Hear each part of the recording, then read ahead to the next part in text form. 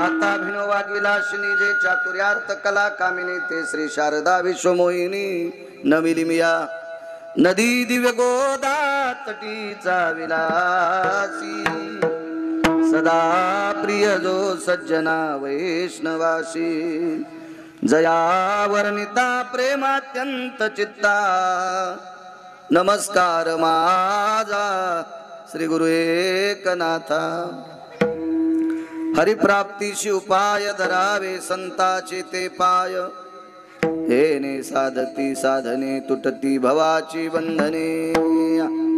प्रस्तुत प्राप्त प्रसंग निवडलेला अभंग विश्वमान्य विश्वभूषण विश्वाधिकार विश्वप्रिय शांती ब्रह्म नाथबाबा यांचा प्राप्त प्रसंगी निवडलेला अभंग विठाला विठाला।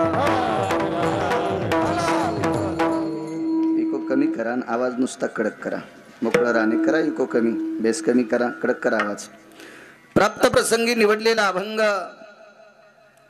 माझ्या शांती ब्रह्म एकनाथ महाराजांचा आहे।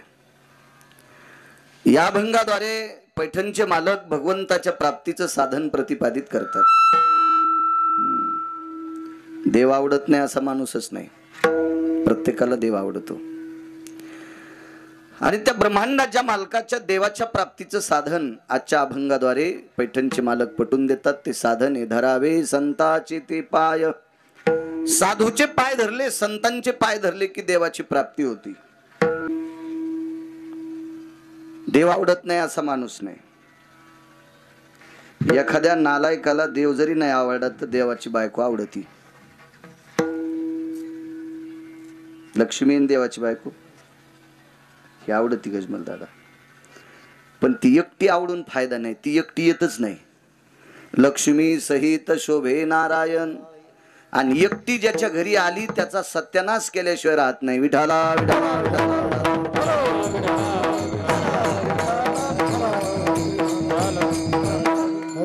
ती मालकासोबत आली, भगवंतासोबत आली, विष्णू परमात्म्यासोबत आली, पंढरपुरातल्या मालकासोबत आली, भगवान प्रभू रामचंद्रासोबत आली। एकच रूप आहेत ते, नाव वेगवेगळे तर ती गरुडावर बसून येते आणि एकटी आली तर प्रेतावर बसून येते। प्रेतवाहिने नमः उलूक म्हणजे घुबड वाहिने नमः उलूक म्हणजे घुबड म्हणतात, ती त्याच्यावर बसून येते एकटी आल्यावर। मग एकटी आल्याच्या नंतर आतापर्यंत 9 लोकांचा नाश केलाय, काही ठुलं नाही त्याच्या माग पुढं एकटीनं आल्यावर। मग देव जरी नाही आवडत तर लक्ष्मी आवडती। ऐसा कोणी धावा हे जया नावडे कन्या पुत्र घोडे दाराधन। जगात माणूस नाही त्याला हे आवडत नाही। ज्याला भेटत नाही का ते त्याला भेटतय त्याची चेष्टा करते। ज्याला मिळत नाहीत का ते ज्याला मिळते त्याचं इचकित आहे। हा भाग सोडून द्या, पण पैसा आवडत नाही असा जगात माणूस नाही। अहो घोड्यावर बसलेल्याला पैसा आवडल काही नवल नाही। घोड्यावर बसलेले म्हणजे लग्न केलेले, ज्यानं लग्न केले नाही त्याला सुद्धा पैसा आवडतोय। नाही त्या सुटले द्रव्य लोभ माया भस्मदंड छाया तरुवराची भस्मदंड छाया तरुवराची। हरी कोणा करत जाऊ नाही त्या सुटली द्रव्य लोभ माया, त्याला सुद्धा द्रव्याची लोभाची माया सुटत नाही। तर तुम्ही आम्ही काय कथाय, पैसा आवडतोय त्या अर्थी पैशाची मालकीन आवडती आणि पैशाची मालकीन ज्याला आवडती त्याला देवाची अत्यंत गरज आहे। देवाच्या व्यतिरिक्त ती आतापर्यंत कोणाच्या घरी आलेली नाही। आणि मग देव पाहिजेच असेल तर धरावे संताचे ते पाय। साधूचे पाय धरले की देव सापडतो। हिने साधती साधने तुटती भवाची बंधने। मग तशा संतांचे पाय धरले की नाना प्रकारची बंधनं तुटतात। संताविने प्राप्ती नाही आईशे वेद देती ग्वाही। वेदाचा साक्षीनामा आहे, वेद स्वतः साक्षीनामा देते की मी स्वतः सांगतो। वेद म्हणते साधू शिवाय आतापर्यंत देव कोणालाही प्राप्त झालेला नाही। एका जनार्दनी संत पूर्ण करीती मनोरथ। संत मनोरथ पूर्ण करतात, देव करू शकत नाही सज्जनांनो। का देव जरी तुम्हाला भेटला आणि देवाला सांगितलं देवा माझा असं असं कर तर ते तुमचा बायडाटा पाहिजे। आणि तुमचा बायोडाटा बघितल्याच्या नंतर तुमची पूर्ण कुंडली काढ्या तुमचं तसं त्या कुंडलीत लिहिलेलं नसतंय. जगाच्या मालकाला त्याचा बदल करता येत नाही. बदल करण्याची ताकद मात्र संतात आहे. विठाला विठाला. म्हणून मनोरथ पूर्ण करण्याची ताकद संतात आहे. देवाला पोरग मागितल्यावर देवानं आतापर्यंत कोणाला दिलंच नाही. देवाला पोरगी मागितल्यावर त्यानं दिलीच नाही. पोरग पोरगी काय हे उदाहरण सांगायला उगाच तुम्हाला.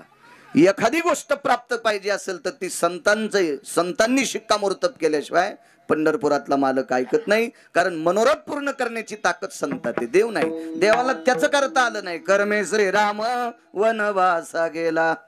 स्वतः जगाचा मालक स्वतःचं कर्म चुकल्याच्या नंतर वनवासाला जाऊ शकतो. ते तुमचे आमचे काय कित्ते गिरविणारे. त्याच्यासाठी अत्यंत महत्वाकांक्षी आहेत ते संत आहेत.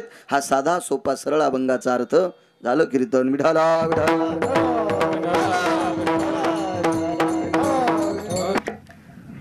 आणि अभंगात येतो हरी प्राप्तीशी उपाय धरावे संताचे ते पाय.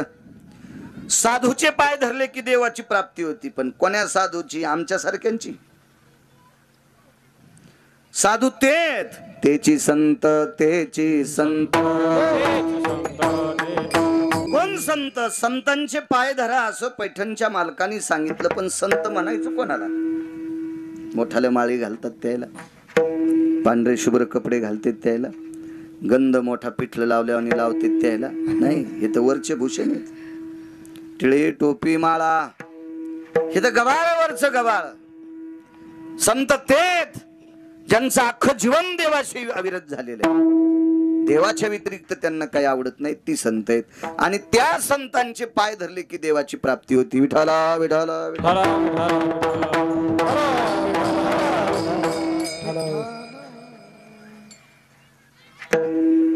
एक मुलगी घरातून बाहेर पडली. हुशार मुलगी होती ती. अंगावर कपडे होते, साडी चोळी एका कपड्यात. पूर्वीच्या काळात बाचकं गठुडं म्हणायचे नाना. असं तिनं गुंडाळलं, आपल्या बगलात घेतलं ते कपड्याचं गठुडं. आणि घरातली सगळी लोक झोपली होती. मध्यरात्रीच्या वेळेला ती निघून गेली. एखाद्या नालायका सोबत नाही, एकटीच गेली. फिरत फिरत फिरत फिरत फिरत फिरत एका जंगलामध्ये पोचली. आणि त्या दिव्य तेजस्वी अधिष्ठानावर एक सुंदर मंडप होता. आपला आश्रम होता. चुकून शब्द गेला. आश्रम होता. आणि त्या आश्रमावर फार मोठ्या साधूचा अधिष्ठान आहे. पण तिला त्या आश्रमावर एकही बाई दिसली नाही. मग तिने विचार केला आपण या आश्रमावर महाराजांच्या आलोत, पण महाराजांना स्त्री आवडती का नाही काय माहित. धरावे संताचे ते पाय सांगते. आवडती का नाही स्त्री काय माहित. पण ती भीत होती. भीत होती. दर्जेदार लोकांची भीती वाटत असते. आणि तिने साधूला नकळत आश्रमाची सेवा केली. रात्रभर झाडावर बसायची. जंगलात राहणारी पोरगी होती ती. तिचे आई वडील लावर, चित्र, सशे, रानडुकर असे शिकार करीत होते तिचे मायबाप. आणि त्याची पोरगी होती. म्हणजे तिला माहित होतं झाडं चढणं, झाडावरून उतरणं, काट्या कुट्या हे तिच्यासाठी नवं नव्हतं, रोजच होतं तिच्यासाठी. दादा ती ज्या वेळेला दिवसभर झाडावर बसून राहायची, बऱ्याच दिवस महाराजांना दिसली नाही. बिचारीनं काय खाल्लं असेल, कोण्या झाडाचा पाला खाल्ला असेल, त्या झाडाला फळं असतील का, ते फळं खाल्ली असतील काय. पण तिथं आश्रमात कोणालाही दिसली नाही. पण अधिकारी लोक फार चतुर आणि सात्विक असतात, विवेक संपन्न असतात अधिकारी लोक. त्यांना थोडासाही बदल झालेला कळत असतो, त्याला अधिकारी म्हणत असतात. महाराजांनी सहज एकच बदल लक्षात आला. आश्रम एरवीपेक्षा जास्त स्वच्छ आहे. आश्रम एरवीपेक्षा जास्त साफसुथरा आहे. त्यांच्या लक्षात आलं आपला आश्रम विद्यार्थी झाडतात, पण रोजच्या पेक्षा या 5-10 दिवसात आश्रम जास्त स्वच्छ आहे. कोण झाडीत असेल, काय झाडीत असेल, कोणाला नाही विचारलं. महाराज सकाळी 3-3:30 वाजता गंगेच्या स्नाना करता निघाले की झाडावरून उतरत होती. आणि महाराज आणि विद्यार्थी स्नान करून परत येऊस तर आश्रम झाडीत होती. साधूचे पाय धरले की देव प्राप्त होतो. पण महाराज महाराज होते ते.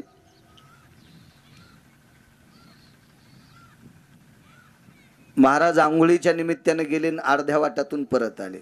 झाडता झाडताच बाई दिसली. आले पाठीमागून. कोण? मी शबरी आहे. कोण शबरी?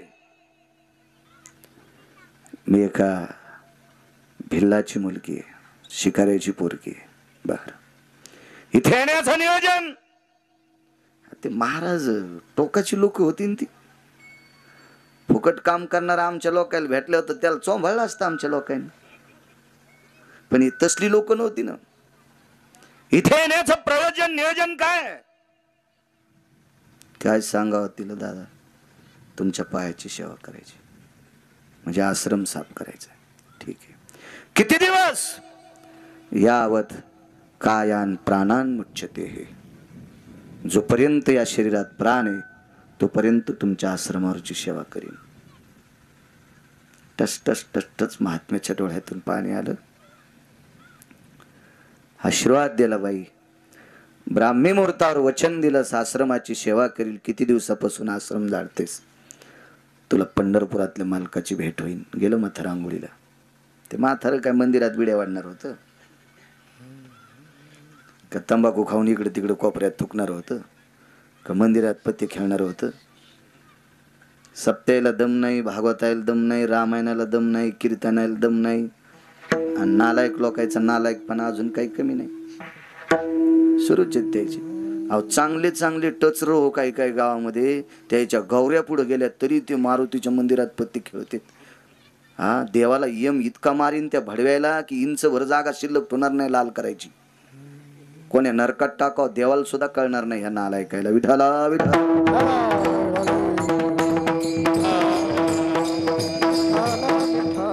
नुसत्या धर्माच्या नावानं बोंबा ठोकीते. धर्म उंच जावा कसा जाईल सुंबळ्या तू यासारख्या गावात असल्यावर.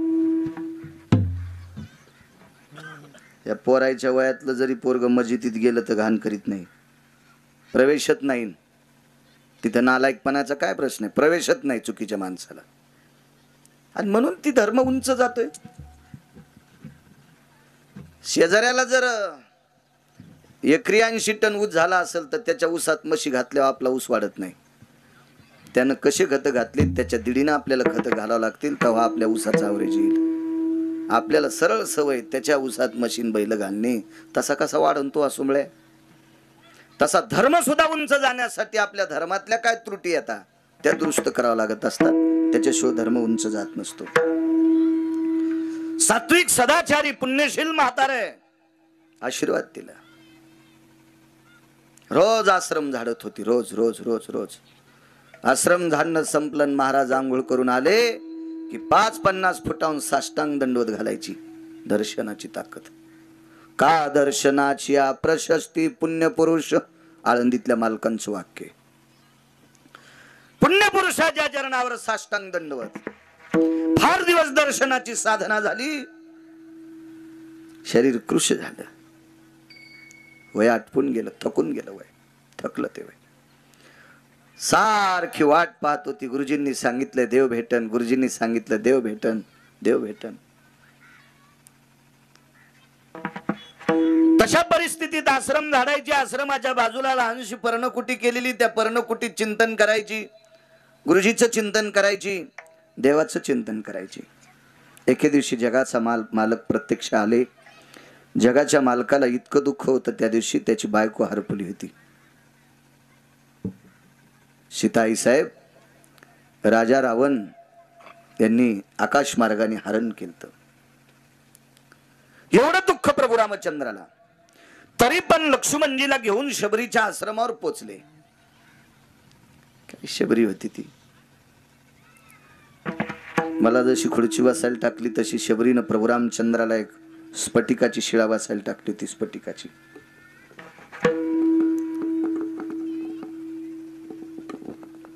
शबरी तास न तास,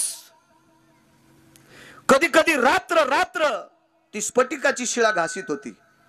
दगडांना नाही गजमल दादा, हातान घासायची. स्पष्टिकस्य स्पाशानयो पारनिरोरजायते नाम यतम चर्माभयस्थितायां रुधिरस्यस्ति जायते. पारणी म्हणजे हात, चर्म म्हणजे कातड, रुधिर म्हणजे रक्त. रात्र रात्र त्या कोमल हातानं ती स्फटिकाची शिळा घासायची. घासून घासून कधी कातड जायचं, कधी रक्त निघायचं. इतकी गुळगुळीत ती शिळा केली की भगवंत त्या शिळेवर बसल्याच्या नंतर त्याला काही टोचू नये इतकी श्रद्धा तिची. बसले प्रभू. देवाच्या प्राप्तीचं साधन सांगतोय.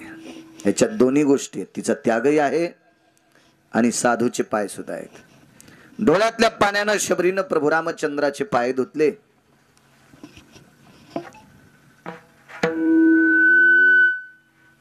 डोळ्यातलं पांढरं पाणी पायावर पडत होतं आणि पायाला घासलेलं पाणी लाल होऊन खाली पडत होतं. वाकून पाहिलं तर देवाच्या पायाला जखमा झाल्या. सहन झालं नाही, सहनच झालं नाही, सहन झालं नाही. प्राण सोडून द्याला. तिचे येणे जाणे खुंटले. कारण सांगतो, प्रभू रामचंद्र वनवासाला चाललेत हे कौशल्याला माहित आहे. रडल्या कौशल्या आई साहेब, त्याबद्दल दुमत नाही. रडल्या, इतक्या रडल्या कौशल्या आई साहेब की अयोध्येतली भूमी पाजरत होती, अयोध्येतल्या भिंती पाजरत होत्या. रामासाठी इतक्या रडल्या. प्राण नाही सोडला गजमल दादा. 8व्या अवतारात ज्या वेळेला कृष्ण परमात्मा जन्माला आले आणि वसुदेव भगवंताला गोकुळात घेऊन जात होते, त्यावेळेला देवकी सुद्धा रडली हो. तिला माहित होतं आपलं पोरग दुसरीकडे चाललंय. ना जीव नाही दिला. चेंडूच्या निमित्तानं यमुनेच्या डोहात स्वतःहून देवानं उडी मारली. त्याला माहिती आहे, लोकांना कुठं माहिती आहे. यमुना डोई बुडाला ग. भगवान कृष्ण परमात्मा यमुनेच्या डोहात बुडाले. त्यावेळेला यशोदेनं यमुनेच्या कडेला शोक केला, प्राण नाही दिला. पण देवाच्या पायाची जखम बघितल्याच्या नंतर शबरीला सहन झालं नाही आणि त्याच वेळेला प्राण सोडा. तिचे येणे जाणे कुंटले. मग गोलोकातली जागा दिली. दादा पुढचा वाईट याचा विषय नाही, आपल्याला संतांचे पाय बघायचे. ते आसन प्राप्त झालं. तिथल्या ऋषीमुनी योगी तप्यांनी विचारलं, कागबाई काय केलंस तू इथे येण्यासाठी? साधना 3 आहेत. एक नामाची साधना आहे, एक तिचा त्याग आहे आणि महत्वाची साधना आहे संतांचे पाय. इथे येण्याचं नियोजन, आयोजन, प्रयोजन काय झालंय तुझं? कशा करता? कशी आलीस तू? काय साधना केल्या? काहीच साधना केली नाही. महर्षी मतंगांचे पाय धरले. दृष्टांत संपला. राजे हो, लावरं चित्र सशे धरणाराची पोरगी मतंग नावाच्या साधूचे पाय धरले की तिला देवाची प्राप्ती, जंगलात स्वतः जगाचा मालक भेटायला येतो आणि गोलोकाचा अधिष्ठान देतोय. इतकी संतांच्या पायात ताकद आहे. म्हणून पैठणचे मालक पहिल्या कडव्यात म्हणतात, हरी प्राप्ती हरी प्राप्ती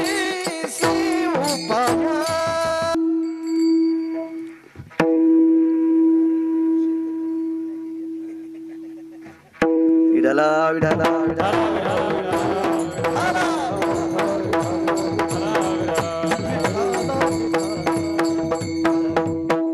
म्हणूनच माईक बंद करून सांगितलं त्याला.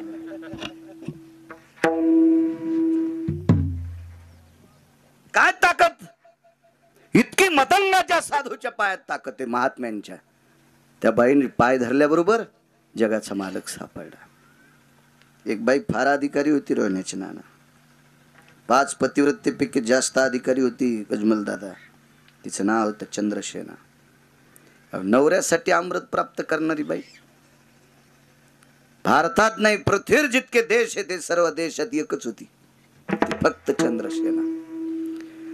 चुटकी वाजून सूर्याला सांगत होते, तू आहेस तोपर्यंत विधवा होणार नाही. दरदर हालत होत ते, दरदर हालत होत. एवढी अधिकारी बाई.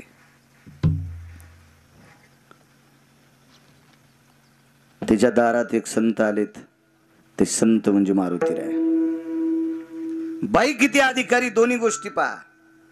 आणि बाईला जगाचा मालक कोणाच्या प्राप्तीने होतो हेही पहा. तापात ताप केलं पाहिजे. काय होतं माहितीये का? मारुतीला शेंदूर लावल्यावर येता येता मुंज्याला बोट पुसलं पाहिजे, पुढून येताना हिरवून येताना आसराला बोट पुसलं पाहिजे, रस्त्यात कुठं मसुबा असेल त्याला बोट पुसलं पाहिजे, धोत्राला पुसण्यापेक्षा त्याला पुसावं नाही. तसं तापात ताप काही काही गोष्टी ऐकल्या पाहिजे. शहाण्या दारे धरणाऱ्यानं गव्हाला पाणी देता देता माल्यावरचं मधलं कुठलं गवत उपटीलच पाहिजे. तो पाणी देताना मोबाईल खेळतो सोमळ्या, आणि मग म्हणला गवतात लय तण झालं, तुला तणात दाबायला पाहिजे. दारे धरताना कशाला मोबाईल खेळतो? तू उपटेऊन गवत, ते पाणी भिजलेलं असतंय, मुळी सगळं उपटून येतंय, टाकायचं माल्यावर.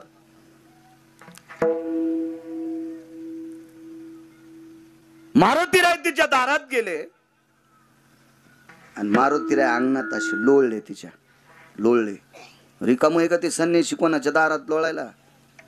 लय अधिकारी संन्याशी. त्या संन्यासासारखा संन्याशी जगात कोणीच झाला नाही, कोणीच नाही, कोणीच नाही. त्या संन्यासासारखा वारकरी पण कोण नाही. तो वैष्णवा माझी अतिश्रेष्ठ, पैठणचे मालक म्हणतात, योनी जन्मला मरकट. तो वैष्णवा माझी अतिश्रेष्ठ, हनुमंत म्हणावया कनिष्ठ, ऐसा पापिष्ट कोण आहे. ते दया करते. मला एक आठवते, माझं कीर्तन होतं एकदा इथं, हे रे सुजा होतं एकदा कीर्तन, आणि त्या कीर्तनात स्पीकर बांधायला का लाइटिंग लावायला एक पोरग वरी गेलं तर शिखरावर, आणि तिथून आपटलं ते पोरग, काय नाही झालं त्याला.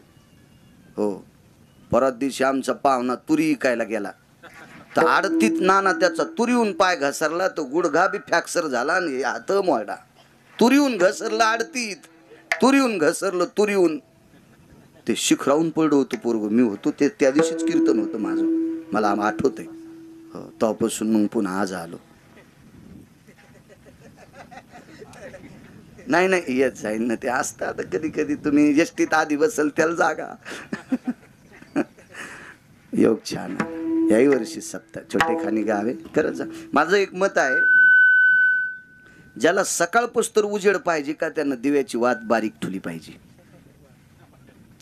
टेंभा केला की उजिडलंय मोठा होतो, पण पाठच्याला तेल संपत आहे आणि ती काजळीनं का नाही सरे डोळे नागपुड्या काळ्या होत्यात. त्याच्यामुळं बारीकच. आपलं गाव छोटं आहे ना, आकार आकारातच करायचा. हो,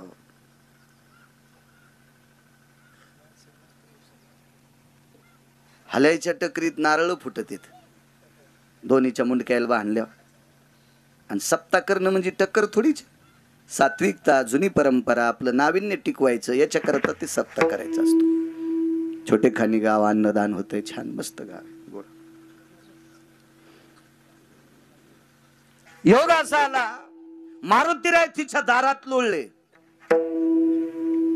ते मारुतीराय होते. मारुतीरायला तिचा अधिकार कळाला. मारुतीराय लोळण्याचे कारण दोन होते. एक तर ती बाई पतिव्रता होती. पतिव्रतेच्या पलीकडचं टोक, नुसती पतिव्रता नाही, पतिव्रतेच्या पलीकडचं टोक. एकाही पतिव्रतेने अमृत आणलं नाही नवऱ्यासाठी, तिने आणलंय.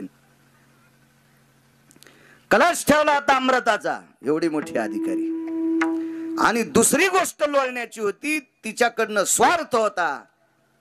तिला विनंती केल्यावर पंढरपुरातल्या मालकाचा प्राण वाचत होता, प्रभू रामचंद्राचा प्राण वाचत होता. नाही तर तिचं नवरं वाचू देत नव्हतं रामचंद्राला. इतकं दाड होतं ते रावण. 4 रावण झाले ना, त्याच्यापैकी एक रावण तिचा नवरा होता. लोळले. तो रावण मृत्यू पावला. प्रभू रामचंद्र आले, मारुतीरायला बघितलं. आणि देव किती चतुर आहे बघा, देव चतुर, देव चतुर. देवानं मारुतीरायाचं अंग झटकवायचं निमित्त केलं. अंगाला धूळ लागली होती अशी, असं असं असं असं केलं, आणि मारुतीरायानं तिकडं तोंड केलं की लगेच ती माती अशी कपाळाला लावली मारुतीरायाच्या अंगची. आता ते मारुतीराय म्हणजे बुद्धिमतान वरिष्ठम. थोडासा कडक मोठा करा आवाज, विकू नको, फक्त मोठा करा. छान आहे साऊंड सिस्टीम. मारुतीरायाने विचारलं, प्रभू तुम्ही माझ्या अंगाला चिटकलेली धूळ कस काय कपाळाला लावली? नाही म्हणले, मी तुझं अंग झटकिलं, तुझं अंग झटकिलं. आणि तू कशा करता लोळाशा अंगणात? तुला काय गरज होती इथं लोळायची? हे का वाळवंट आहे का काय? अरे मातुडे या बाईच्या दारातलं, राक्षसाचं गाव आहे, कशाला लोळला? तर प्रभू रामचंद्र म्हणले, देवा माझं जाऊ द्या बाबा, पण आपण दोघंच येतं, सांगलं ते पांगलं, नाही सांगलं ते चांगलं. मला सांगा ना तुम्ही, माझ्या अंगाची धूळ तुम्ही अंगाला कशी काय लावली? पाणी आलं हो डोळ्यातून. हनुमंता, तू अशा दारात लोळलास, त्या दारात पतिव्रतेचे पावलं खेळलेले इथं. 34 नायिकेपैकी एका नायिकेचे पावलांनी पदस पुनीत झालेली ही भूमी आहे. भूमीची ताकद असते हो, फार मोठी ताकद असते. जिथं संतांचं वास्तव्य आहे, जिथं सात्विक सदाचारी पुण्यशील स्त्रीचं वास्तव्य आहे, ती भूमी पवित्र असते, ती पवित्र भूमी असते. किती पवित्र. तुकोबारायच्या दारात एकदा चोर आले. तुकोबारायच्या दारात चोर आल्याच्या नंतर थंडीचे दिवस होते, कडकड हिवाळ्याचे दिवस होते, आणि चोराच्या अंगावर अशी ती चादर होती, ते अंग झाकून गिकून घेतलेले असे चादर होते. आणि तुळशी वृंदावनाच्या बाजूला जो वट्टा होता, त्या वट्ट्यावर तुकोबारायच्या घरातली लेकरं झोपलेली होती. ती थंडीचे दिवस पांघरायला एकच होतं. ताकद किती असती जागेत. एकच पांघरायला असल्यामुळं, थंडी वाजल्यामुळं ते ओढत होतं. यानं ओढलं की ते उघडं पडायचं, आणि त्यानं ओढलं की हे उघडं पडायचं. आणि चोर तर चोरी करायला त्यांच्या दारातून चाललीत. ही परिस्थिती पाहिल्यावर चोरायच्या लक्षात आलं, इथं काही पैसे नाहीत, पांघरायलाच नाही ती आरती, घरात पैसे कुठून आले? तर तुकोबारायच्या दारात जात असताना जाग्याचा महिमा किती मोठा आहे, त्या जागेची ताकद किती मोठी आहे गजमल दादा. चोर हा चोरी करायला जाणारा व्यक्ती, पण तुकोबारायच्या पदस्पर्शाने, जिजाबाईच्या पदस्पर्शाने पुनीत झालेली ती भूमी, त्या भूमीत आल्याच्या नंतर चोराचा भाव बदलला नाना, आणि त्यानं अंगावरचं चादर तुकोबारायच्या लेकराच्या अंगावर टाकलं. इतका जागेचा महिमा असतो, भूमीची ताकद असते, ताकद आहे भूमीची. राजे हो, कोणी काही केलं असतं ना, इतके लोक पैसे आले तर ते दुसरं पंढरपूर तयार करू शकतात. आता पंढरपूरला काय मंदिर आहेत, याच्यापेक्षा सोन्याचे मंदिर बोराडे मामा करतील लोक. पण चंद्रभागा नाही करता येणार एखाद्या सुमळ्याला. ती कशी करता येईल? त्याच्या बापाची जी आगरी चंद्रभागा करायला, आणि ती फक्त तिथंच आहे. म्हणून जावा तिथंच लागेल, त्याच ठिकाणाला महत्व, त्याच ठिकाणाला. राजे हो, काशीतल्या सारखं मंदिर कुठेही करता येईल. गया नावाची गंगा नाही आणता येणार, चक्रपुष्करणी तीर्थ नाही आणता येणार, मणिकर्णिका तीर्थ नाही आणता येणार. हे कसं आणता येईल? मंदिर करताल तुम्ही, बाकी करू शकत नाही. त्या जाग्याचं ते अधिष्ठान स्थान महात्म्य असते, ते तिथंच असते, तिथंच असते. कपिलांची मंदिरं सोन्याच्या कपिलाच्या मूर्ती करताल, पण समुद्र तिथं नाही आणता याचा, ते तिथंच आहे. म्हणून त्याच जागेवर कपिलाची मूर्ती शोभेल, त्यावेळेला सौभाग्यवती स्त्रीनं तिथंच जाऊन वाण द्यावा. त्या 3 दिवसाकरता सागर स्थिर असतो, ते तिथंच, ते तुम्हाला करता येणार नाही. हे पैशावाल्यानं नाटकं करायचे नाही, बुद्धिवाद्यानं नाटकं करायचे नाही, विज्ञानवाद्यानं नाटकं करायचे नाही. ते ज्यानं ठरले ते बरोबर ठरवते, तुमच्या कोणाच्या हातात नाही. स्थानाची ताकद आहे. प्रभू रामचंद्राच्या डोळ्यातून पाणी आलं, आणि हनुमंता, अरे या मातीला एका तात्विक सात्विक स्त्रीचे पाय लागलेत रे, ती माती कपाळाला लागावी, गरज आहे. मारुतीरायानं सांगितलं, देवा मी तुमचं भजन करतो, मी तुमचा पाईक आहे, तुम्ही जगाचे बाप आहात, तुमच्या कृपेशिवाय विश्वातली कुठली गोष्ट होत नाही. तर तुम्ही पतिव्रतेचे पावलं लागलेली किंवा सात्विक सदाचारी स्त्रीचे पावलं लागलेल्या ती धूळ कपाळाला लावतात. तुम्हाला एवढी गरज आहे, मी तर तुमचा सेवक आहे, म्हणून मी लोळलो ना, म्हणून लोळलो मी, म्हणून लोळलो. काम 2 बघा आता याच्यात. फायदा चंद्रसेनेचा पण आहे आणि फायदा मारुतीरायाचा पण आहे. कारण चंद्रसेना सुद्धा एक साध्वी स्त्री आहे, आणि मारुतीराय संत आहेत. स्त्रीला साध्वी म्हणावं लागतंय, पुरुषांना साधू म्हणायचं. ती साध्वी आहे. तिच्या दर्शनानं,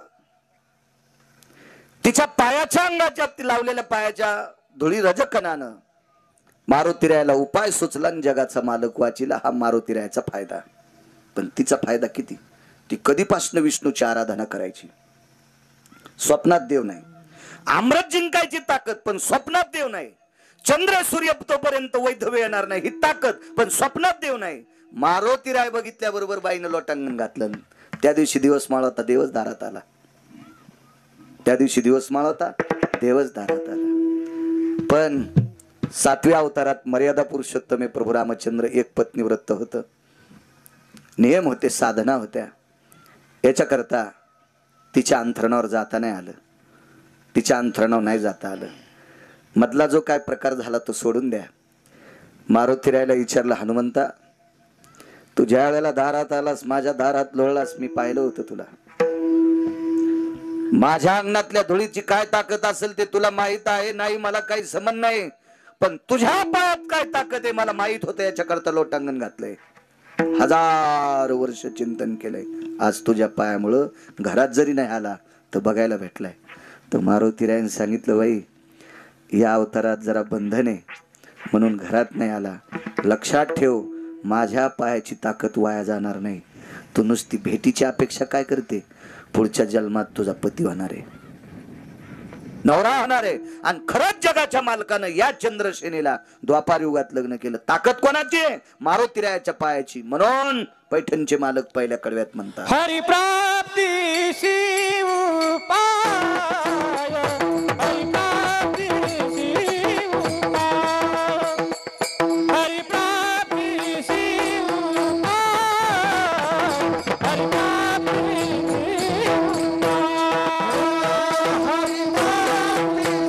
शिव पाय, हरिप्राप्ती शिव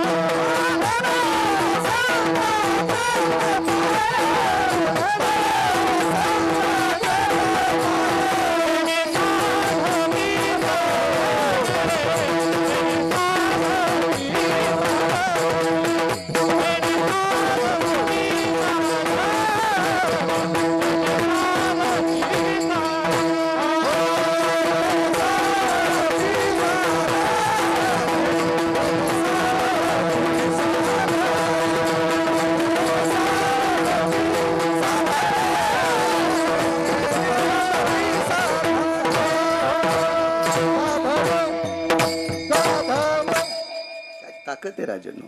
धरावे संतांचे ते पाय. साधूच्या पायाशिवाय देवच सापडला नाही आतापर्यंत, कोणालाच नाही, कोणालाच नाही. आणि एकदा साधूचे पाय सापडे, पाय धरले की देव तर भेटतोच. पण या साधूच्या दर्शनानं संकट सुद्धा संपतात. ते दुसऱ्याच कडव्यात येणे साधती साधा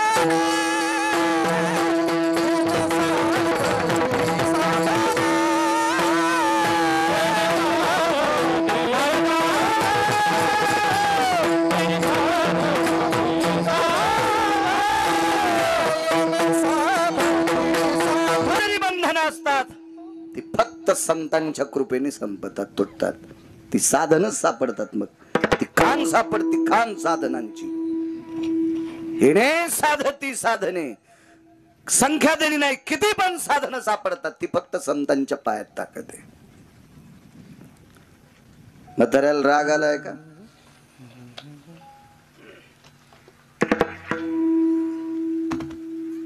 त्याला का राजाचं नालायक कट्ट बोललं होतं त्या म्हाताऱ्याला. नालायक कार्ट होतं, बुजदिल होतं, बडवं. आणि ते बोललं त्या म्हाताऱ्याला. ते म्हातारं भीष्माचार्य. काय ताकद. आणि ते नालायक कार्ट त्या अंध धृतराष्ट्राचं काट्ट दुर्योधन्या बरळला. काय म्हणे, तुम्ही भाकरी आमच्या खाता आणि काम पांडवांचं करता. भीष्माचार्यानं सांगितलं, राजकुमार, आवाज आवाज, राजकुमार तसलं पाप माझ्या रक्तात नाही रे. मी भाकरी तुझ्या खातोय, काम तुझं करतोय, फक्त तो प्रारब्ध खोटय, त्याला मी काय करणार आहे. आणि मला असं वाटतंय माणसांनी लोकांचं इचकिण्यापेक्षा नाना दुसऱ्याची धुणी धुतल्यापेक्षा गजमल दादा आपल्या आपल्या नशिबाला भांडावं. लय लोक बोबडे आपल्या नशिबाला भांडत नाहीत आणि दुसऱ्याची धुणी धुतेत. निर्मा घरचा कपडे दुसऱ्याची धुतो सोबळ्या. काय फायदा आहे तुला नालाय का दुसऱ्याचे कपडे इचकितो. आपल्या प्रारब्धाला भांडलं पाहिजे. दुर्योधन नालायक होता हो. भीष्माचार्य त्याच्या बाजूला आहेत, द्रोणाचार्य त्याच्या बाजूला आहेत, कर्ण त्याच्या बाजूला आहे. शिवय महाभारतातला कर्ण, शिव शिवय शिवय तो कर्ण बाजूला आहे, कृपाचार्य बाजूला आहेत. मग एवढे मोठे रथी महारथी जवळ असताना किती गोड वागायला पाहिजे, पण चुकीचं वागणूक. आणि म्हाताऱ्याला सांगितलं भाकरी आमच्या खातान काम दुसऱ्याचं करता, म्हणजे गाडीत आमच्या बसायले मतदान दुसऱ्याला हाणायले. म्हणजे बिल्ला आमचा आहे, पक्षाचा झेंडा आमचा आहे, रुमाल आमच्या पक्षाचा आहे, आणि गाडीतून उतरले की पुढच्या कानात सांगता मतदान आम्हाला नको आणू त्याला आण. सध्या मतदान तर गथुड्यावच असते. जिचं गथुडं जड ती पाहुणी गोड. रिकामे येणाऱ्या पाहुणीला कोण नाही. तिनं भैमुगाच्या शेंगाची थैली आणा. माझ्या जिजी कवाशी आल्यात आणि पाट्याहून पायी चालत का गाडी पाठीली असती ना जिजी उलथल्या का. आली ती घाम पुशीत पुशीत, पण शेंगाची थैली आणली की जिजी आवडती. बोटुळ्याचं गठुडं, वड्याचं गठुडं, पापडाचं गठुडं. म्हणून तर माणसं म्हणायचे जिचे गठुडं जड ती पाहुणी गोड. रिकामी चालली का ती नुसताच पदर हालीत, तिला कोणी विचारित नाही कोणीच. काय सांगू लागलो कीर्तन.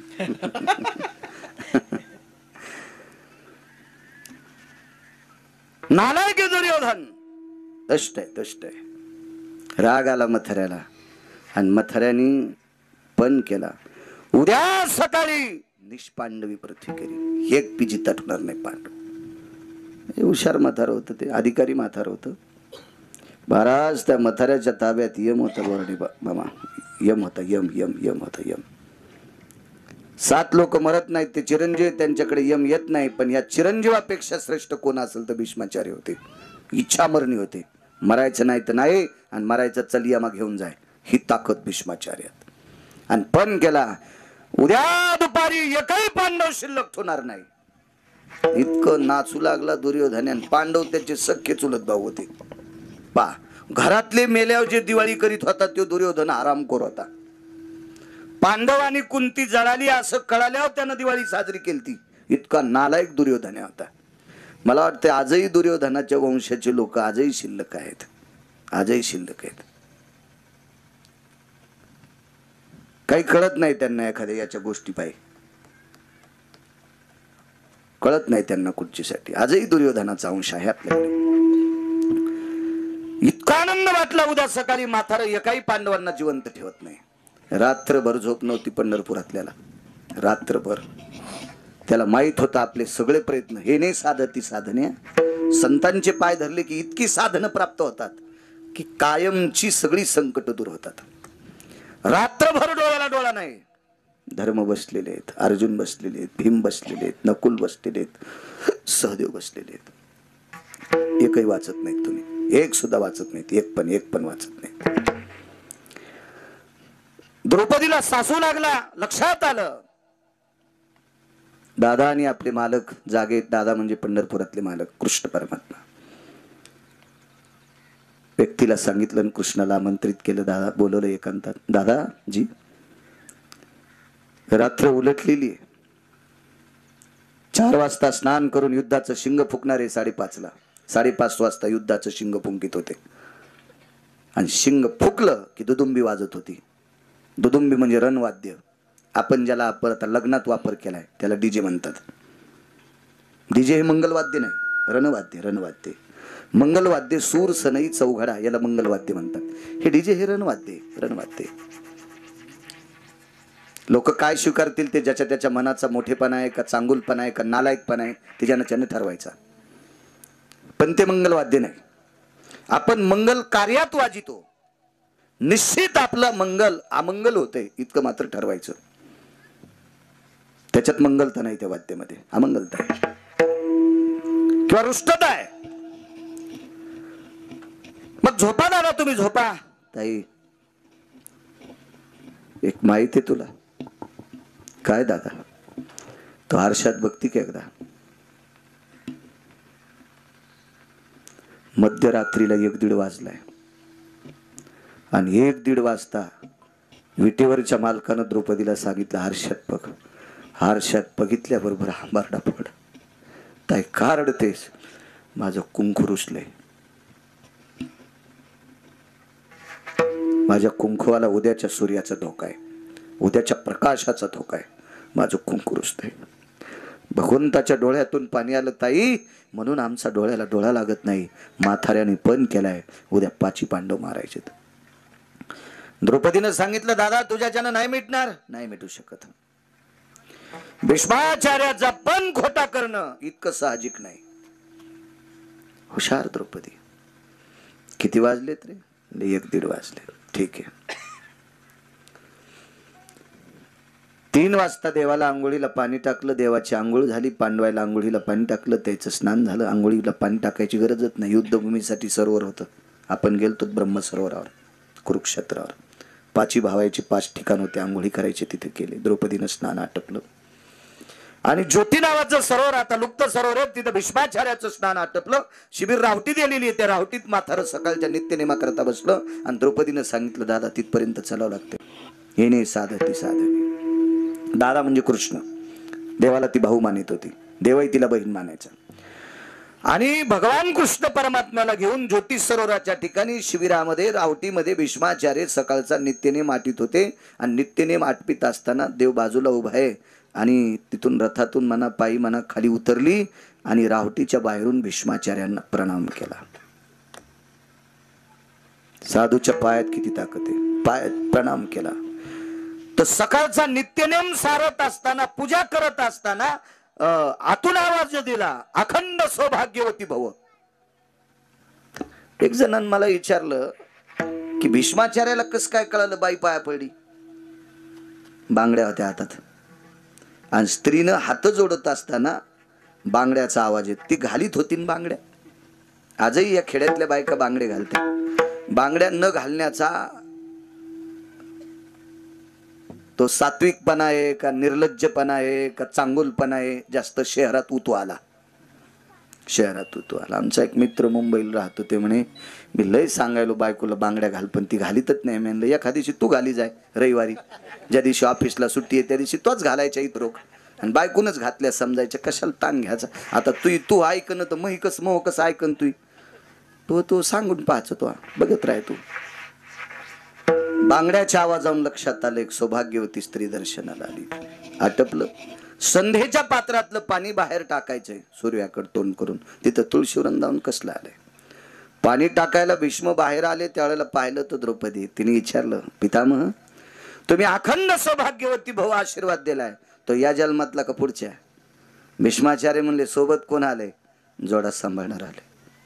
ते चपलापाशी उभा होता.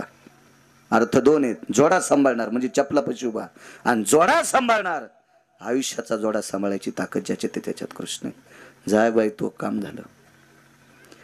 एकही पांडव वाचणार नाही असा पण कोणाचा आहे? भीष्माचा. पण त्याच म्हाताऱ्याचं दर्शन घेतल्याबरोबर कायमचं संकट संपून गेलं. म्हणून पुन्हा एकदा दुसरं कडवं येणे साधती साधने.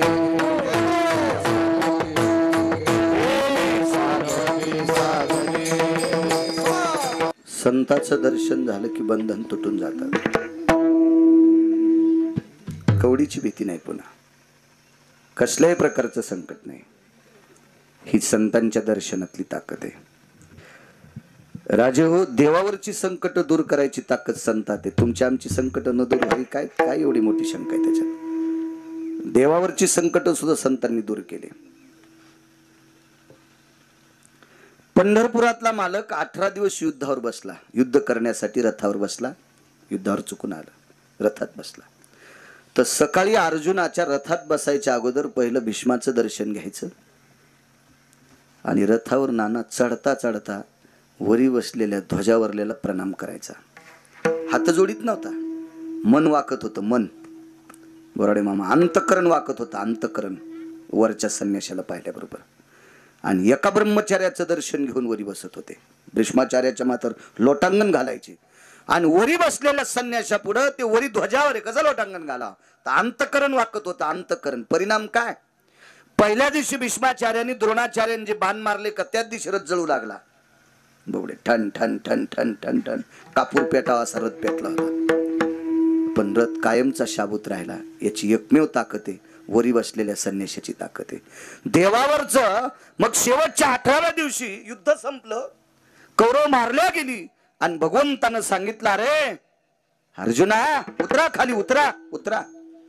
अर्जुन म्हणला आता काय उतरायचं, सभापती मीच झालो, गुलाल मीच उधळणार, याच रथात उधळणार, कशाला उतरायचं, मी नाही उतरणार. भगवंतानं सांगितलं उतर रे, जळून जाशील. हा, खुर्चीवर बसायच्या आधीच जळशील ना. खाली उतरणं, रथावरून उतरल्यावर खुर्चीवर बस, का रथात खुर्ची असती? नाही म्हणे, याच रथात बसून हस्तिनापुरात गुलाल उधळायचा, वाचत नाहीस तवरक. अर्जुन म्हणले देवा काय बोलता, आता आपल्याला जे मारित होते ते मेलेत ना. तू जर रथातून खाली नाही उतरला तर खुर्चीवर बसायच्या आधी तू मरणार. यम जवळ आलाय तुला न्याला, खुर्चीवर बसायच्या आधी तू मरणार. तू ऐक, मार रथातून उडी. ऐकायला तयारच नाही पट्ट्या. बरं नातं कसं होतं, सांगणारा देव आहे एका बाजूनं, पण एका बाजूनं अर्जुन मेवना आहे ना, त्याच्या बायकोचा भाऊ आहे, आपलं बहिणीचा नवरा आहे. आणि अर्जुनाच्या बायकोचा भाऊ देव आहे. जरा नातं एकीकून लहान आहे, केस त्याच्या हातात आहे. देवानं सांगितलं अर्जुना, देव म्हणून सांगतोय तरी ऐक ना. नाही म्हणले, आता शत्रू संपलेले आहेत. नाईलाजानं कृष्ण परमात्म्याने अर्जुनाला ढकलून दिलं ना, आपण उडी टाकली आणि या दोघांना खाली उडी टाकली की वरच्यानं उडी हाणली, ठण ठण ठण ठण रथ पेटला. अर्जुनानं सांगितलं बापरे, याला कोण इस्तू लावला? पहिल्याच दिवशी लागला होता म्हणले, पहिल्या दिवसपासून इस्तू लागलाय. मग आता लोक कस काय नाही जळाला? वरी बसलेल्या महाराजामुळं. ते मूर्तिमंत शंकरू मारुतीराव होते ते. कल्पना करा, ज्या संतांचं सानिध्य युद्धभूमीच्या सानिध्यात, युद्धभूमीमध्ये ज्या संतांच्या छत्राखाली छायेखाली अर्जुन आणि जगाचा बाप आहे यांच्यावर कायमचा अस्त्राचा वर्षा होता, शस्त्र होते, नाना प्रकारचा वर्षा होता, संकटच होती. याही याच्यातून जर वाचली असतील तर ती संतांची ताकद आहे. एने साधती साधने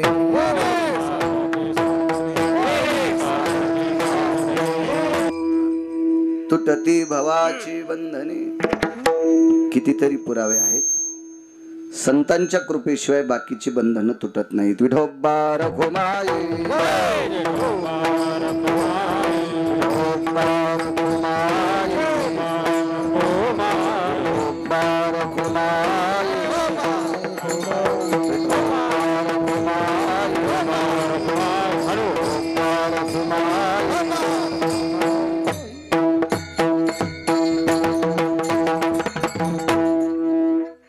प्रताप पायाचा सद्गुरु रायाचा, या संतांच्या पायाचा तो प्रताप आहे.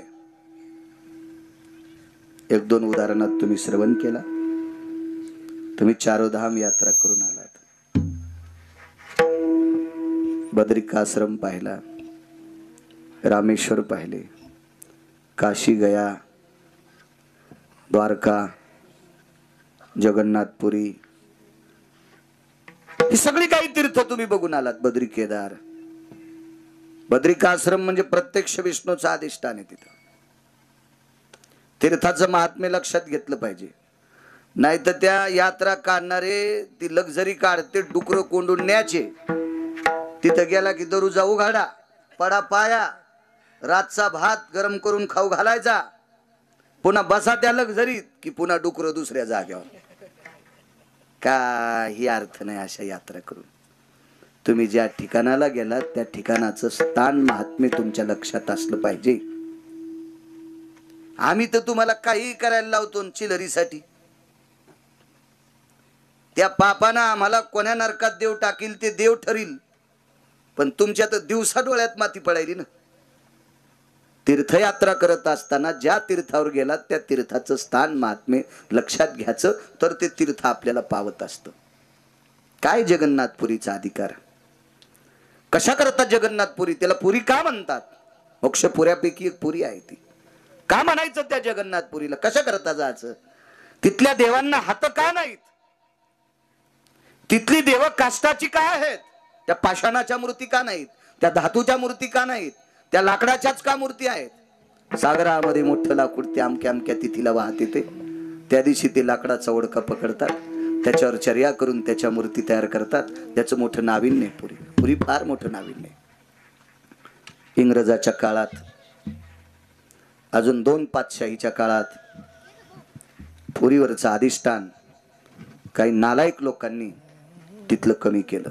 देवाचं अधिष्ठान आहे त्या पुरीमध्ये, त्या मंदिरामध्ये असं मॅग्नेट होतं पंकज, मॅग्नेट होतं. ते परकीयांचे जहाज तिथून दुसरीकडे जाऊच देत नव्हतं. ते असे जहाजच वडायचं असं ते जहाज म्हणून प्रघात केला. आणि त्याच्या त्या मंदिरातले घुमटातले काही अवशेष त्या मूर्खांनी छिन्न बिछिन्न करून टाकले. इतकी व्याप्ती होती मंदिराची. फार मोठी ताकद आहे पुरीची. काशीतलं महत्व काय? का गयेला शाप झाला? गयेमध्ये पाणी उघड करून स्नान करायचं, स्नान झालं की पुन्हा पाणी झाकून टाकायचं. पंढरपुरातल्या मालकिनीचा शाप आहे गयेला, 7व्या अवतारातला. सीताई साहेबाचा शाप आहे. राजा दशरथाचं श्राद्ध केलं. विठला विठला विठला. राजा दशरथाचं श्राद्ध केलं, पिंड तर्पण केलं. त्या पिंडावर केतकीचं फुल वाहिलं. विचारलं प्रभूने, बाबांचं श्राद्ध मी आटपलंय, काय काळजी करू नका. कोण म्हणतोय तू श्राद्ध केलं? साक्षीला गाय होती, तिथंच होती गाय. गायीनं होकार दिलाच नाही हो. म्हणून गायीला, इतकी गाय आपल्या संप्रदायात पवित्र आहे, पण ती तोंडानं मल भक्षण करती, तितका शाप आहे. कितकी नावाचं फुल. तुम्ही गहू जर सगळाच वाळला ना, कोपऱ्या कापऱ्यात वला असला की गहू कापायला सुरुवात करायची, म्हणजे तो बांधायला कामी येत असतो. त्या गव्हानं मग पेंड्या बांधायच्या. आणि 4ही कोपऱ्यातला वाळल्यावर मग का धोतर फाडायचं का साडीच्या चिरकाळ्या, मग केकताड आणीत असते. केकताड तर त्या केकताच्या काट्यावर एक फुल येत असतं लाल रंगाचं. आणि पितराला बोराडे का फुल लालच लागते. अरक्त पुष्पम समर्पयामी रक्तचंदनम समर्पयामी कागाति श्राद्धो भयस्थितो हिरण्यायाम लुप्त पिंडोदकम भयजना. आजचा कार्यक्रम काही पितराचा नाही, पण ती पुरावा देण्यासाठी सांगायलोय. लाल फुल समर्पित करत असतात. त्या फुलाला सांगितलं तुला, मला नाही पत्ता. तेव्हापासून केतकीचं फुल अपूज्य ठरलं. आता गयेच्या पात्रात श्राद्ध केल्यावर तिनं हो म्हणावं ना, तिलाही शाप द्याला. जिथं उघडी असेल तिथं किडे पडतील. आजही परंपरा आहे. पाणी उघडं केलं की नितळ, आणि कायमचं उघडं ठेवलं की पुन्हा किडे. काय शाप आहे? कुठं विज्ञान झोपी गेले ते म्हणते आम्ही देव मानित नाही. बसायची जागा हाणायला पाहिजे विज्ञानाची. त्या विज्ञानाला खाली बसून जेवतात नाही आलं पाहिजे नालायकाला. तो दुसरीकडे कुठं उड्या हाण. परमार्थात कशाला उड्या हाणतो सुंबळ्या? परमार्थात नको उड्या हाण. काशीचं गयेचं अधिष्ठान. काय रामेश्वराची पात्रता आहे. वा, माझ्या भगवान प्रभू रामचंद्रांनी भगवान शिवजीची स्थापना तिथे केली. आणि प्रभू रामचंद्रांनी सांगितलं, या समुद्राच्या तीरावर माझ्या शिवजींचं दर्शन घेतलं की माझंही दर्शन प्राप्त झालं. अशा नाना प्रकारच्या आख्यायिका रामेश्वरांच्या आहेत. द्वारका, काय द्वारकेचा अधिष्ठान आहे. उंच असा ध्वज असतो द्वारकेचा. जिथं झेंडा बांधते, ध्वज बांधते, तिथून नारळ सोडलं की नारळ चुरा होतं. इतकं उंच. दिवसात 2-3 वेळेला झेंडा, 70-71 मीटरचा झेंडा वरी जाऊन, तिथं जाऊन झेंडा तितका वारा असो काही असो बांधायचा नित्य नाही. फार मोठं नाविन्य. दिवसात 1-2 वेळेला पाणी अलीकडे येते, पुन्हा पलीकडे जाते. काय कळतच नाही. काय कसं काय पाणी अलीकडे येते, आणि 1-2 तासांनी 4-2 घंट्यांनी पाहिलं की तिथं कोरडपट सगळं मोकळं पट होतं. काय लिला असेल सज्जनानं, काय लिहिलंय ते? का आपल्या मका गिकातलं पाणी थोडंच मोटरीन सोडून पलीकडच्या दांडात गेल्यावर याच्यातलं कोरडं झालं. आज थोडंच समुद्र आहे ते, समुद्र आहे. प्रत्येक तीर्थाचं नाविन्य वेगवेगळं आहे. प्रत्येक तीर्थावरचा विधी आहे. केदारनाथ असेल, बद्रीनाथ असेल, एका ठिकाणी देवाचं शिर आहे, एका ठिकाणी पाठ आहे. रेड्याचं रूप घेतलं भगवान शिवजीनं, अर्जुनाची गदा लागली, एक अदृश्य झालं. एक तिथं एका ठिकाणी पाठ आहे म्हणून तिथं लोणी लावण्याची पद्धत आहे, तिथं शिर आहे. लोक दोन ठिकाणचे दोन अधिष्ठान. काय प्रत्येक तीर्थाचा महिमा. अलकनंदेचा महिमा बघा. मी अजून एकही तीर्थ पाहिलं नाही, तरी पाहणाऱ्यापेक्षा जास्त सांगतो. वाचितो ना, त्याच्यापेक्षा जाऊन येणाऱ्यापेक्षा जास्त सांगतोय. एका तीर्थात जर बोट घातलं बोराडे काका तर बोट वागतं इतकं थंड पाणी. आणि एका तीर्थात जर उपरण्यात असं थोडं मोकळं बांधलं आणि 10-20 मिनिटं जर ते थोडं ठुलं तांदळाचं तर भात शिजून वर येतोय. त्या गोठोड्यात भात शिजतो, इतकं पाणी गरम आहे आणि बाजूला पाणी इतकं थंड आहे. काय लिहिलं असेल, कुठेही ज्ञान झोपलं इथं. आमचा एक पाहुणा उनकेश्वरला सोबत माझ्या आलता, असाच रगील होता. जरा जोरा पैसे होते त्याजवळ, त्याला ते मोठं म्हणत होता. माणसाने स्वतःला मोठं कधी म्हणायचं माहितीये का? आपल्यापेक्षा पैसे दुसऱ्याजवळ जास्त नाहीत त्यानं म्हणायचं मी मोठा. त्याकडे 1 कोटी रुपये असतील पंकज एखाद्याकडे, पुढच्याकडे 4 कोटी असल्यावर ह्या सुंबळ्याला मोठं कशाला म्हणायचं? पण ते बुटकं भर पाणी घेऊन समुद्राला आंघोळ घालते. तू तोंड धुतलं नाही सुंबळ्या तू, आणि तू काय समुद्राला आंघोळ घालतो? असं एक पाहुणं होतं आमचं. तिळभर करायचं, निळभर सांगायचं. इतके येडगळ पाहुणे नाहीत माझे म्हणा, पण जसं आता तुम्हाला राग येईन म्हणून मायावर घ्यालो. आणि तितक्या येडगळायला पाहुणे असले तरी मी पाहुणे म्हणत नाही. विठाला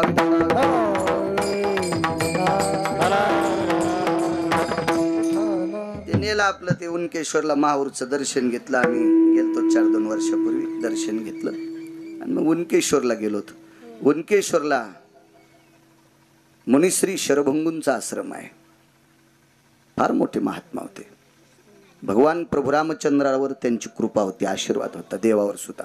एवढा मोठा साधू. आणि तिथं आंघोळीची वेळ सकाळी मी आपलं आंघोळ केली वरी आलो. मी म्हणलं तुला आंघोळ करायची का? ते पाहुण्याला ते म्हणला तुला माहिती ना, मला कुठेही आंघोळ केली की त्वचा खाजवती, ॲलर्जी होती वगैरे वगैरे.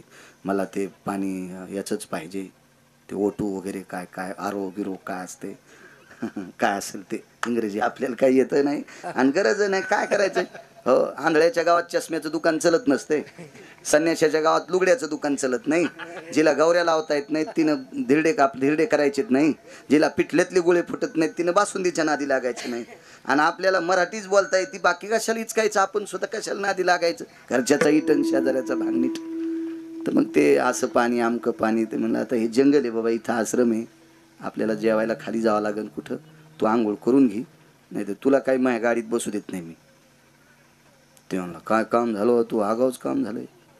सोबतच शिकायला होतं, पण त्याचा जन्म दिवाळीतला होता आणि शिम घेतला होता. दिवाळीन शिमगा नाही कळायचा. दिवाळी म्हणजे ते पैशावाल्याचं पोरग होतं आणि मी गरीबाचं होतो. शिमगा म्हणजे गरीबीतला जन्म आपला. आताचा ना काहीच खूप सांगायला ते. पण मी त्याला ढकललं. थंडीचे दिवस होते बोराडे मामा. मधात गेल्या होते बाहेरच येणं. म्हणला बाळू पाणी तर गरम आहे. कोणी केलं? म्हणलं तुया मेवणीनं. स्टोप येतील त्या म्हणलं खालून तुया मेवणीनं, त्याच्यामुळं पाणी गरम झाले. काय शक्ती आहे तीर्थाची, काय अधिकार आहे त्या तीर्थाचा, काय नाविन्य आहे त्या तीर्थाचं, काय वैभव आहे. ही जी तीर्थ बघायची नाही. बिंदुमान नावाचं सरोवर आहे, ऋतुमान नावाचं सरोवर आहे. पण हे सगळे तीर्थ बघण्यासाठी आमच्या लोकांसंग जायचं नाही. हे आमची लोक सगळं कटछाट करते. फक्त खपक्या देवायचे नाव टाकी देत, म्हणजे मोठ्याल्या गावायचे. हे मधलं जे बाजूचं आहे का चट खपके चट कट करून टाकायचं. मोठ्याल्याच कंसानं जेवारी होत असते का? आणि बारके कंस फेकून देत असतात का? मोठ्या कंसाच्या याला जेवारी होईल, पण ते चिपाट खात नसते, ते चिपाट खापके असते. बारक्या कंसाला जेवारी कमी होईल, पण चिपाट बारीक असते. बैल लय खाते ते बारीक पान. ते खपक्या चिपाट फणसालेलं हे झालेलं ते खात नाहीत. मग काही कोणाच्या कामी, काही कोणाच्या कामी सोडून द्यायचं नाही. बारके बारके देव सोडून देतात. ते म्हणतात त्याला बारक, ते बारके नसते, त्याला अनन्य साधारण महत्व असते. अहो ते बिंदुमान नावाचं सरोवर देहूतीनं स्नान केलं. त्या स्नानाच्या पुण्याईनं कपिल जन्माला आला. कपिलाने सांख्यशास्त्र केलं. 6 शास्त्रापैकी सांख्यशास्त्र कपिलानं केलं. काय ताकद असेल. अहो एका तीर्थाच्या पुण्याईच्या पात्रस्थित बळावर एक न्यायशास्त्री जन्माला आला. त्याचं नाव आहे गौतम. 10 न्याय केले. 10. आपल्या न्याय व्यवस्थेत अर्धा न्याय वापरला जातो. अर्धा. हस्ती कविटन्य न्याय जर न्याय व्यवस्थेत 100% वापरला तर या भारत देशातल्या स्त्रीवर अत्याचार करणाऱ्या हरामखोराला 3ऱ्या दिवशीचा सूर्य पाहता येत नाही. इतकी त्या न्यायशास्त्रीची ताकद. अशी काही अशी नितांत काहीच राहतं. तीर्थ येतं. हे जे तुम्ही तीर्थ जेवढे तुमच्या योगानं तुम्हाला पाहायला भेटले असतील ते तुमचं नशीब. आता सगळं पाहणं शक्य नसते. त्याच्यासाठी स्वतः 4-5 जणांनी मिळून जायचं. म्हणजे आता एखाद्या लक्झरीत एखाद्या महाराजासोबत गेलं ते आपल्यासाठी कशाचा थांबत होतो. शक्य नाही. त्याला थांबता येणं शक्य नाही. त्याच्या त्या खर्चात ते पूर्ण होणार नाही. त्याची सुद्धा काहीतरी अडचण असती. मग आपल्याला ज्याला शक्य असेल त्यानं 10-5 जणांना मिळून जायचं. बघायचं. थोडासा वेळ काढायचा. कारण हे तीर्थ पाहिल्याच्या नंतर माणसाचा अभिमान संपत असतो. म्हणून यात्रा करायच्या असतात. हे जोपर्यंत आपण बाहेर फिरत नाहीत का तोपर्यंत अभिमान संपत नाही. आमची इथे एक माणूस होता. त्याला 80 खण माळवत होतं. आम्ही गेलो त्या एका गावाला लग्नाला. 80 खण माळवत होतं. त्या गावाला लग्नात गेलो ना अक्षिदा टाकायच्या टायमाला ते वाटायच्या टायमालाच पाऊस आलं. हर म्हणले आता बंद करा थांबा पाऊस उघडू द्या. पण ते काही उघड नाही. मग मंदिराला सभा मंडप नव्हता. गाव पैशावलं होतं पण ते म्हणलं मारुतीला कुठं पोरं होते तर आणि त्याला काय करायचं लय मोठं मंदिर. मारुतीला थोडेच पोरं होते. मी म्हणलं सुंबळ्या मारुतीला पोरं होत नाहीत पण त्या पोरीच लग्न कुठं पैठणच्या तळ्यात करतो का. लागतं ना पाहुणे रावणे बसायला सभा मंडप मोठा असल्यावर. त्या गावात तसं मंदिरही मोठं नव्हतं. मग एक जणाच्या 5-6 खण जोडणी होती. मग ते सोकाने त्या 2-3 करवल्या. महा नंबर लागला. मी लहान होतो जरा बारीकशी पाचर याच्यावानी घुसलो मधात टाकल्या अक्षिदा. तर ते आमच्या गावातलं म्हणलं बाळू हे लग्न जर आपल्या गावात असतं तर आपल्या 80 खण जोडणीत सगळं वऱ्हाड बसलं असतं. मी म्हणलं हे जरा फुगलं गडे. हो पांदडातल्या बेंडकीवानी. काही माणसं बोलूच देत नाहीत. आडकीता ठेवून द्याला आणि दाढानं सुपाऱ्या फोडल्या. अरे मी म्हणलं आडकीत्यानं फोडणं सुपारी नाही. म्हणलं आपल्या दाढालंय पकाय झालं दुसऱ्या दिवशी बोचरं. म्हणजे आडकीता ठेवून देऊन दाढानं सुपारी. असे काही लयत नादा असतो ना. ते इळभर सांगायचं माझ्याकडं असं. अरे तू येडपट हेस. तुझ्याकडे जितकी संपत्ती आहे तितकी काही लोकांचं मात्र आहे. काय येड्यावानी हीच की तू आपलं. फिरल्यावर माणसाचा अहंकार संपत असतो. फिरल्यावर अहंकार संपतो. राजे हो रावणाचे 269 किलोमीटर लांबीचं भिताड होतं सोन्याचं. उंची 11.5 फूट आणि रुंदी 4.5 फूट. 2 फुटाचा कोपरा तोडा तर 35 वेळेस आमदार रावण. कोणाची माय येली त्याच्या विरोधात फॉर्म भरायची. हे तीर्थयात्रेत पाहिले आपण भंगाऱ्याला मोजतो का मग गजमल दादा. आमच्याकडे 150 एकर जमीन. तू अंगावर घेऊन खाली मर. आम्ही 700 एकरवाले पाहिले. तू 150 एकरवाला काय येड्यावानी उड्या आणायला काय नसतं एवढं. याच्याकरता माणसं मग ते 80 खण जोडणीवालं कहा म्हणायचं बाळू त्या लग्नात कसं झालं रे तू चढ भिजला होतास. मी भिजलो होतो. आम्ही गेलो त्या एकदा पुण्याला याला मुंबईला कीर्तनाला तर मग ते म्हणे मला बी जाचो डोळे तपासायला. त्यानं आपलं दुसऱ्याच्या शांदराचं बोट घेतलं मारुतीला लावलं. म्हणजे आमच्या कीर्तनाच्या निमित्त त्याचे डोळे तपासले. गेलो तिथं तर मग ते डोळे गेले तपासले. डॉक्टरनं मग नाव ऐकलं. म्हणलं मी बाळू महाराज. बरं कीर्तन घेतलं मला. तपासलं की पासलं दादा पदशीर. बाहेर आल्यावर मी आणलं हे बघता का.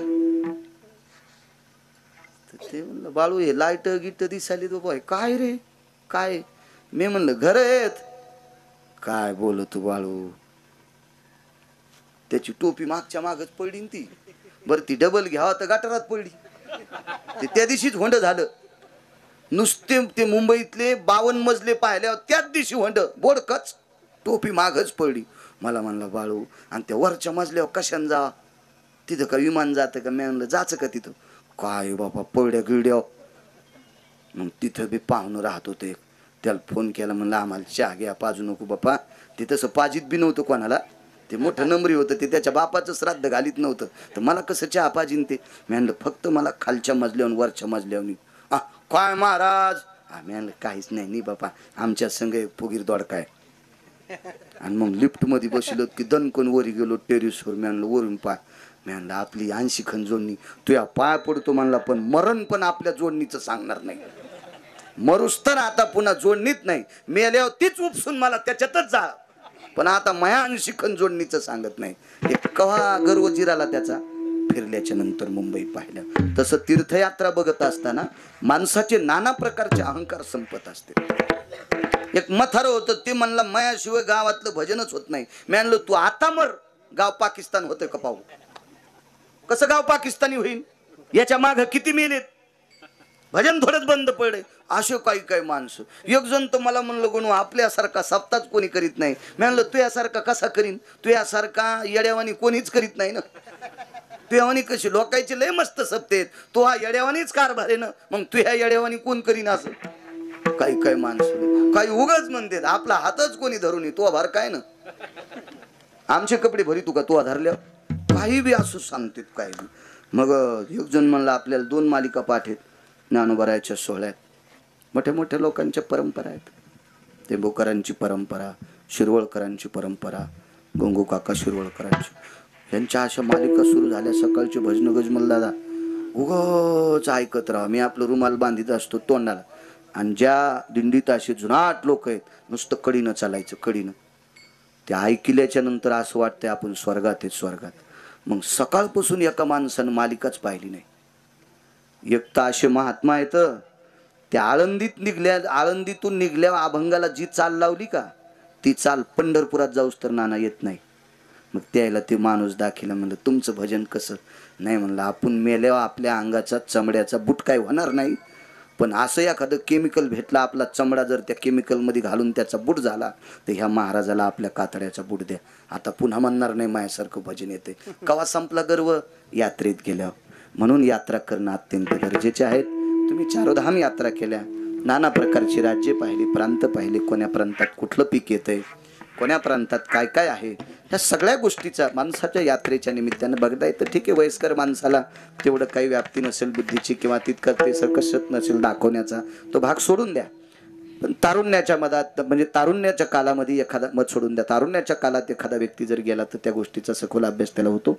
असा